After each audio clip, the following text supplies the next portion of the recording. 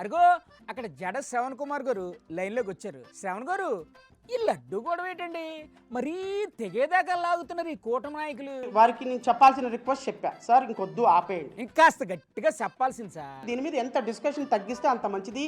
నేను వారిని రిక్వెస్ట్ చేసి కూడా చెప్పా. అయినా వినిపించుకోలేదా?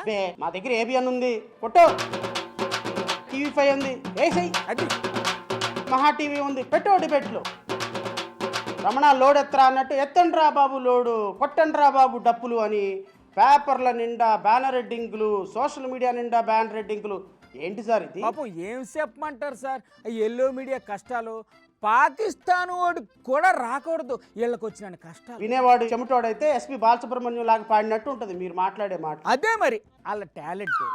జనం మాత్రం పడి పడి నవ్వుకుంటున్నారు సార్ వాళ్ళ విచిత్రమైన వాదనలు విని. మీ నలుగురు మీడియాను కూర్చోబెట్టుకొని మాట్లాడిస్తే ప్రజలు నమ్మేస్తారు అనుకుంటారా? అదేగా వాళ్ళ బలగం. చెప్పేదేమో శ్రీరంగని, చేసేదేమో అన్ని ఎదవ పనులు. అది వాళ్ళ పాలసీ. ఇప్పటికైనా మారండి. ఆశ దోశ అప్పడం వడ వాళ్ళు మారుతారు అనుకుంటున్నారా ఏంటి? అస్సలు మారడానికి స్కోపే లేదక్కడ.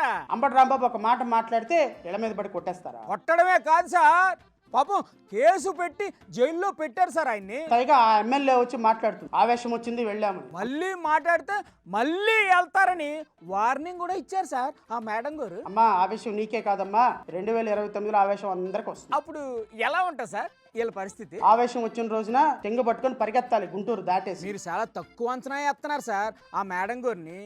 వాళ్ళ వెనకాల ఎవరున్నారో తెలుసా మీకు?